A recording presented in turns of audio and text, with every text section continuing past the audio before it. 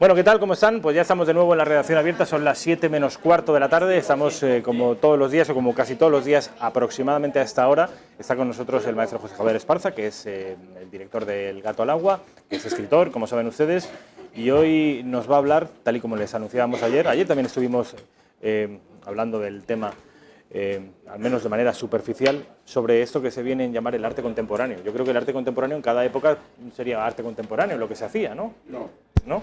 No, hay un rasgo específico del arte contemporáneo, que es lo que hace que se llame así precisamente, que es el de la ruptura deliberada con la tradición heredada para buscar otro tipo de expresión con rasgos enteramente singulares, que no tienen nada que ver, o cada vez menos que ver, con lo anterior.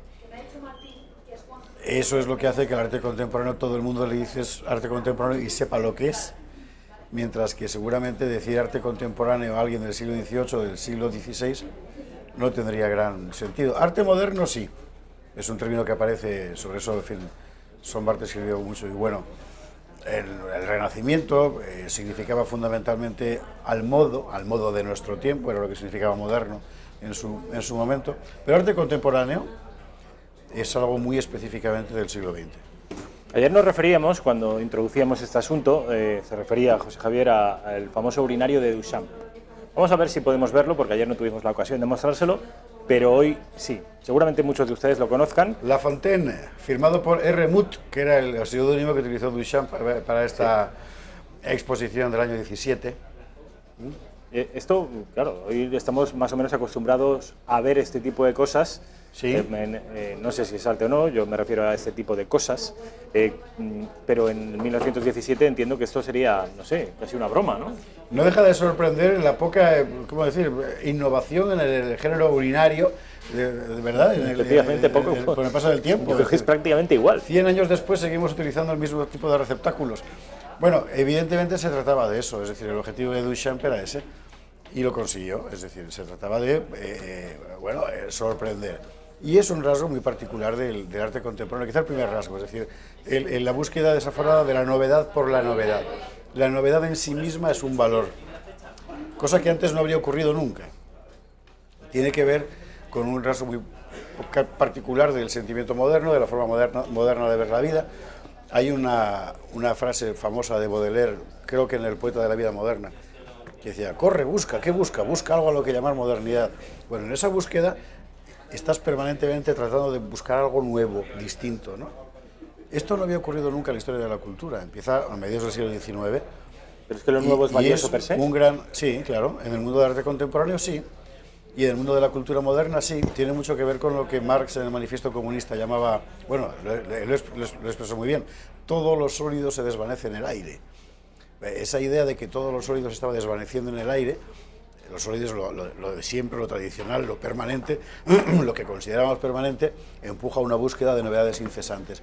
Y la experiencia estética de la modernidad fundamentalmente es una búsqueda de novedad, por encima de cualquier otra cosa. Ayer nos referíamos a otro tipo de arte, en fin, es el mismo arte, pero otra obra, por llamarlo de alguna manera, que se está titulada Mierda de artista, en italiano, Merde d'artiste, de Piero Manzoni. Vamos a ver si la podemos ver. Nos decía José Javier que algunos de los infelices que la compraron tuvieron la desgracia de que les estallara en mitad del salón como consecuencia de una serie de combustiones. Claro, estamos hablando de que hay materia orgánica dentro. Artist shit, literalmente mierda de artista, y dice que contiene 30 gramos limpios, frescos y preservados, producidos en mayo de 1961. Esto yo creo que ya es, una cosa es buscar la novedad y otra es, no sé, la excrescencia, claro. La excrevencia en este caso. Bueno, es otro rasgo específico del arte contemporáneo, que es el nihilismo. Es decir, en la búsqueda de la novedad tú te arrogas el derecho a romperlo todo también. El sentido del decoro, el sentido del pudor, el sentido de la decencia, es todas esas cosas que hacen que jamás a nadie se le hubiera ocurrido hasta el siglo XX que un truño de artista fuera arte por el hecho de provenir de tal persona, ¿no? Pero es un rasgo también específico del arte contemporáneo. Hemos visto en los últimos años exposiciones como las de Damien Hirst y tal, que consistían fundamentalmente en coger animales, de mediarlos y conservarlos en formaldehído y exponerlos como tal, ¿no? Es el nihilismo. Dentro de la búsqueda de la novedad tú te arrogas el derecho de romper cualquier convención y en sí mismo, así como la búsqueda de la novedad se consideraba en sí mismo buena en el mundo moderno, en el arte moderno, también la ruptura de cualquier convención se considera buena en este arte. José Javier, nos estás explicando en qué consiste este arte, por qué se hace esto, por qué se rompe con toda la tradición heredada, pero a mí me gustaría que, además de exponernos información, nos dieras tu opinión. Sí. A ver, ¿te parece que esto es un arte que está degenerando? ¿Es un arte degenerado? ¿Merece el título de arte? Yo creo que no merece el título de arte. El hecho es que a partir del momento en que las referencias tradicionales, digamos, canónicas, es decir, el canon, esto es bello porque es así, el canon occidental, hay un libro famoso, en fin, a partir del momento en que eso se recusa como reaccionario, como producto de una civilización, de una sociedad reaccionaria, retrógrada, tradicional, el concepto mismo de arte se convierte en algo fluido, convencional. Es arte porque decidimos llamarlo arte y pagamos por ello. El concepto de arte como un significado en sí mismo se ha desvanecido por completo, digamos, en el mundo de la cultura oficial. La gente, sin embargo, sigue reconociendo como arte las cosas que le impresionan, ¿no? Pero antes, en el pasado, no la mierda de Piero Manzoni. En el pasado, ¿quién daba carta de legitimidad al arte? ¿Quién era capaz de conceder? La academia, la escuela. Sí, claro. Y el canon se define en función de eso, es decir, y los artistas se pasaban años en talleres aprendiendo a pintar como el maestro. Y si le superaban, mejor. Cualquiera en el que pensemos, incluso hasta los de nuestra época. En nuestra época me refiero a Picasso, Dalí y tal, ¿no? Lo mismo en la música o lo mismo en la literatura. Es la definición del canon lo que entra en crisis, ¿no?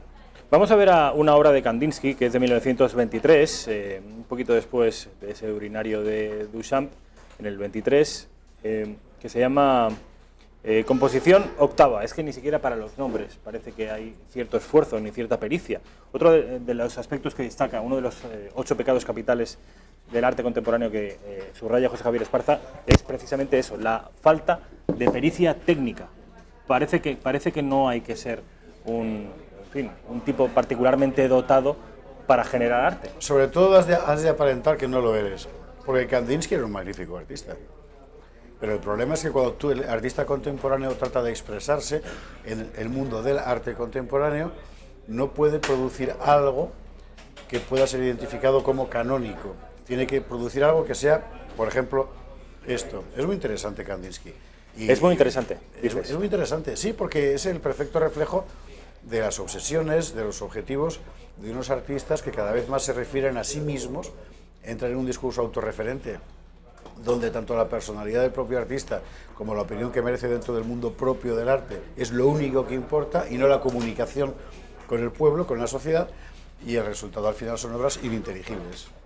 A mí, si te digo la verdad, José Javier, yo veo esto y no sé por cuánto está valorado, seguramente varias decenas de millones de euros, cuanto no cientos de millones de euros, pero a mí esto me deja absolutamente frío. Y yo, como la mayoría de la gente, tengo la sensación de que esto es capaz de hacerlo cualquier persona. O sea, pericia técnica ninguna.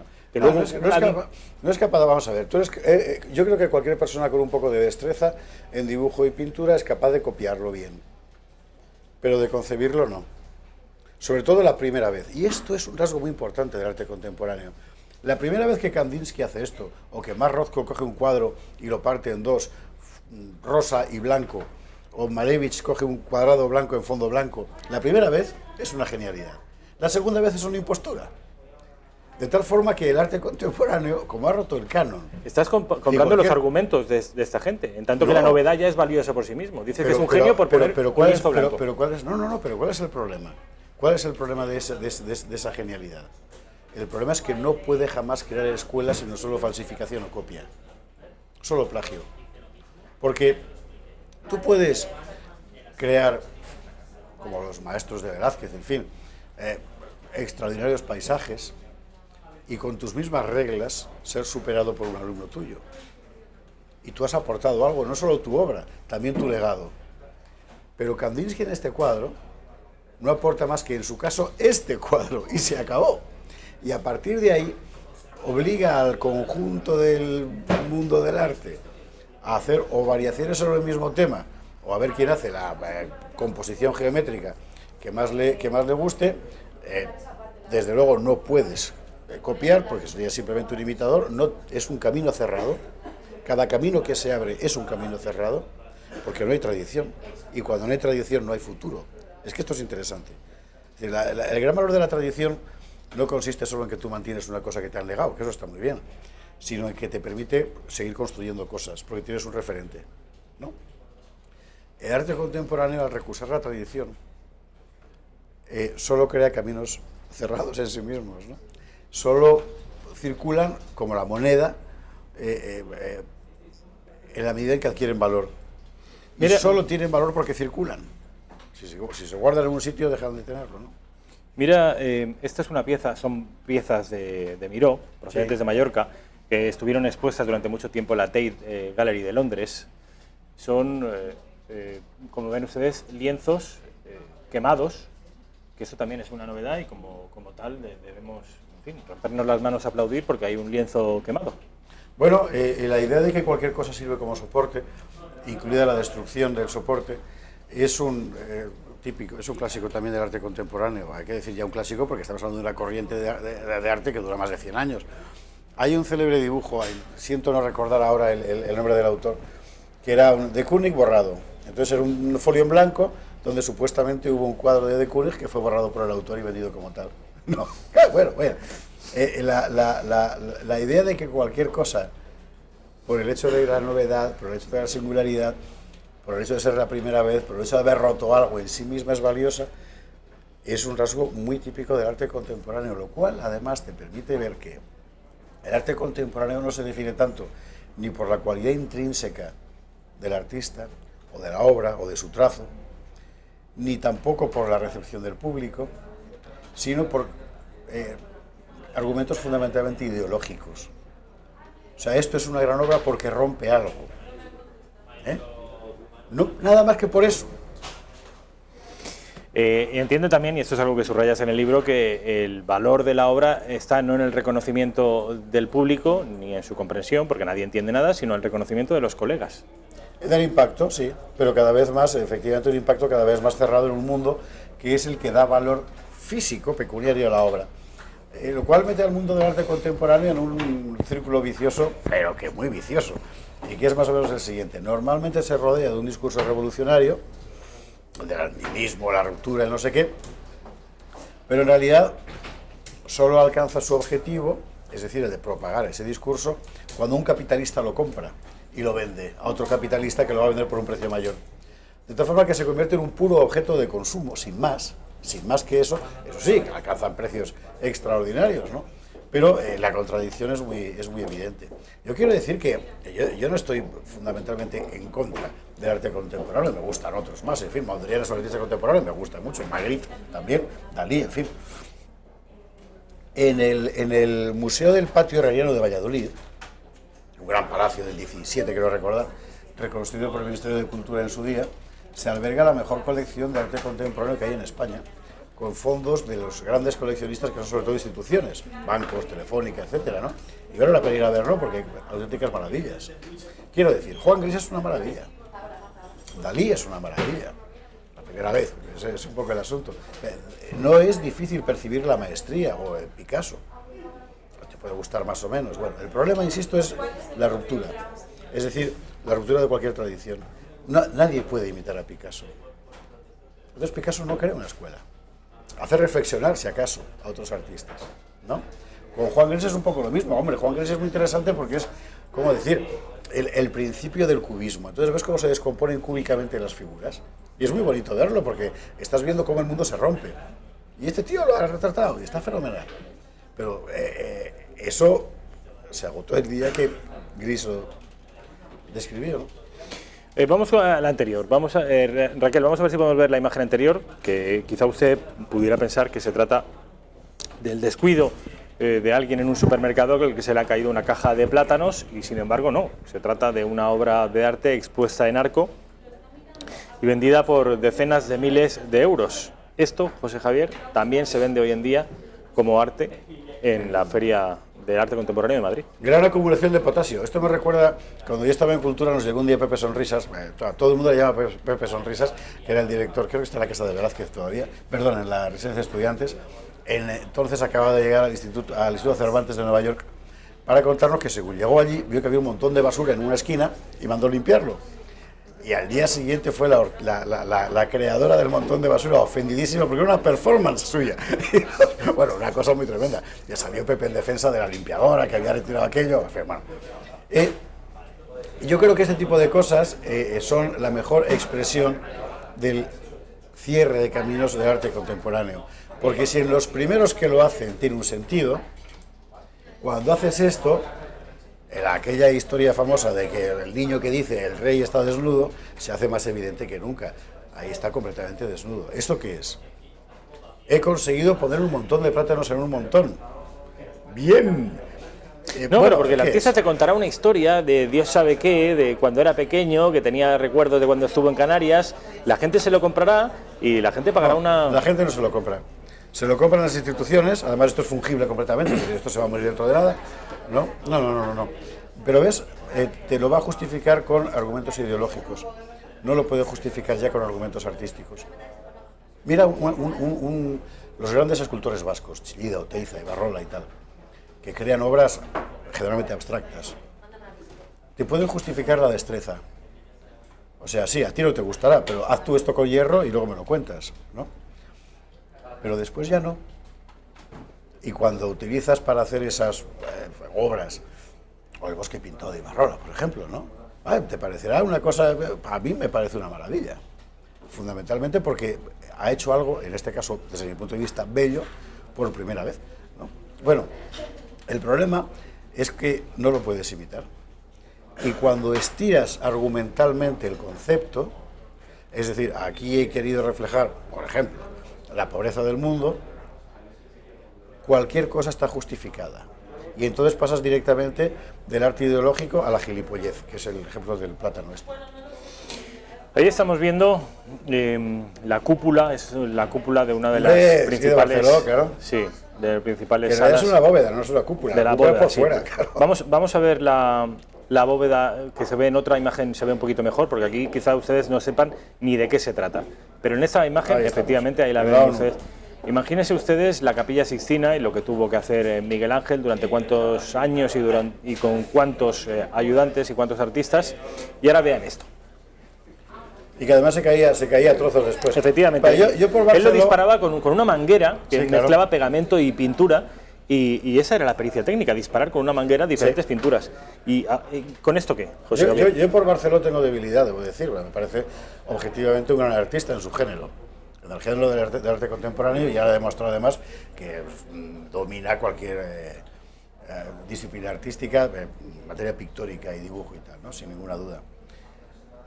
Pero este fresco concretamente es muy interesante porque, vamos a ver, eso es, no me acuerdo si la Comisión de Derechos Humanos o el Consejo de Seguridad Nacional de la ONU. ¿Qué representa eso? Lo que te quiera contar. Nada, la confusión absoluta. Es decir, todo es lo mismo. Es decir, es un sitio donde cabe cualquier cosa. Es la ausencia de identidad por completo. Es el mundo global del que hablábamos el otro día, hecho pintura. No en vano es el arte del globalismo. Claro, todo es todo y nada es nada, ¿no? Entonces, hombre, Barceló, pues el problema es que ahora habrá habido después 25 que habrán intentado hacer lo mismo. Insisto, una vez más, es fundamentalmente ideológico. Puedo decir, es que me parece bonito. Sí, además Barceló tiene la gran virtud de que, como estos frescos, por ejemplo, de la Catedral de Palma, creo recordar, de que consigue hacerlo. Barceló tiene un problema, y es que desde que se empeñó en utilizar materiales fungibles, macarrones, paquetes de gitán, etcétera, los cuadros se le mueren. Pero bueno, esto es otra historia. Vamos, sin dejar de ver la sucesión de estas imágenes que hemos traído hoy a la redacción abierta, a hacer un repaso. Obviamente no vamos a tratar todos los pecados capitales del arte contemporáneo hoy, pero sí al menos me gustaría que nos diera tiempo a que nos hablaras de uno de ellos, del primero de ellos, el que tú titulas, José Javier, el primer pecado del arte contemporáneo, que tiene por título La enfermedad de lo nuevo. La enfermedad de lo nuevo es sin ninguna duda el rasgo característico de la cultura contemporánea en general, y su mayor expresión es precisamente el arte pictórico. ¿Por qué? Vamos a ver, se ha intentado en la música también, como es bien sabido, y el resultado ha sido que la gente ya no va a los auditorios, salvo cuando meten 3 zarzuelas en el mismo programa, que si no, no van. Bueno. Se intentó en la literatura, acuérdate, la escritura automática, no sé qué, los años 60, 70, y no funcionó para nada, sencillamente porque es ininteligible, nadie lo reconoce. Incluso Cela hizo en fin, un intento que más vale olvidar por piedad, ¿no?, sobre ese asunto. Y ahí lo nuevo no funciona. Hay otras formas de hacer las novedades, hay otras formas de hacer lo nuevo en literatura, otras formas de recuperar. Por ejemplo, cuando Proust en La Recherche empieza a construir periodos larguísimos, vinculados una coordinada tras otra subordinada, con el fin que consigue plenamente de sumergir al lector en una atmósfera envolvente, un poco como abotargante, etcétera. Bueno, eso es una técnica nueva aplicada a una forma clásica de escribir. Y eso sí funciona. Pero convertir, o mejor dicho, romper con el canon en el ejercicio de la destreza para producir algo radicalmente nuevo, tiene el inconveniente de que rompes completamente la comunicación con tu público. Al escritor en general le importa aún el público. Al músico, en la medida en que lo subvenciona, le importa menos. Y al artista cada vez le importa menos. En la medida que lo subvencionan le importa menos. Con muchas excepciones hay que decir, ¿eh? ¿Por ejemplo? Hombre, yo creo que quizás el ejemplo que más puede tener en la cabeza el espectador español es Antonio López, ¿no?, cuyo hiperrealismo ha sido, en fin, unánimemente, pero hay otros. Todos los años hay exposiciones de autores en todas partes francamente interesantes. En Málaga hay en la Galería Benedicto, por ejemplo, una exposición de arte realista. Hay en Barcelona un museo de arte figurativo, por cierto, que hizo José Madrid Fiesta, opuesto al museo de arte contemporáneo, digamos, oficial, y que apenas ha recibido subvenciones y que sin embargo ofrece cosas extraordinarias, y es el arte que la gente normal compra y ante el que se maravilla, ¿no? Tengo aquí apuntadas subvenciones, que te acabas de referir a ellas. ¿Por qué es cierto todas las instituciones públicas, ayuntamientos, comunidades autónomas, el Estado, el Ministerio, los bancos, todos están como absolutamente anonadados y prendados de arte contemporáneo, al que subvencionan muy generosamente, y el arte figurativo ha desaparecido de cualquier... En fin, no cuenta con ningún apoyo? Bueno, no exactamente. Además hay una cosa muy particular en España a este respecto, o sea que eso es, fundamentalmente es porque es el arte del poder. El poder hoy se expresa así. El poder en el mundo global, en la civilización técnica, se expresa así. Es necesariamente un mundo sin referencias identitarias, tradicionales, no caben. No caben, sencillamente no es su lenguaje. El lenguaje del poder hoy es un lenguaje fundamentalmente tecnoeconómico, globalizado, sin identidad, y lo más universal posible. Entonces, la primavera de Botticelli es tan claramente europeo que no es universal, desde el punto de vista ideológico contemporáneo, ¿no? Sin embargo, esa cúpula de Barceló,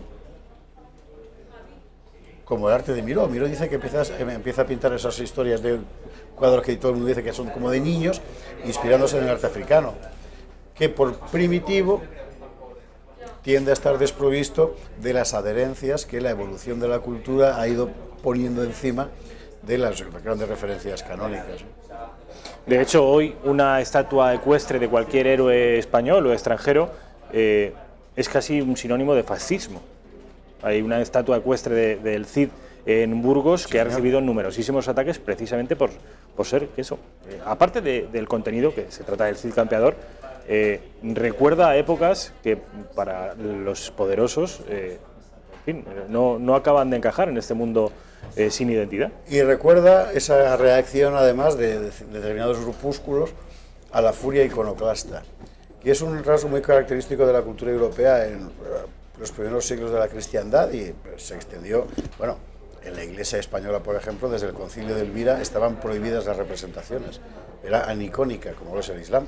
Luego esto empieza a cambiar solo por sí mismo a partir del siglo VIII, pero y es una forma de ver el mundo donde la representación es pecaminosa. Pero es pecaminosa porque no como antiguamente, porque fue un desafío a Dios, sino en cierto modo porque es un desafío al nuevo Dios del hombre abstracto universal sin más identidad que la que configura su civilización, ¿no? La civilización técnica. El nuevo Dios, con D minúscula, por supuesto, que es la civilización técnica y el globalismo. Vamos a seguir hablando, nos quedan 7 pecados capitales del arte contemporáneo. Será mañana y pasado con José Javier Esparza y nos dará para la semana que viene seguramente. José Javier, mil gracias, como siempre. A las 10 menos cuarto, el gato al agua, ya lo sabes.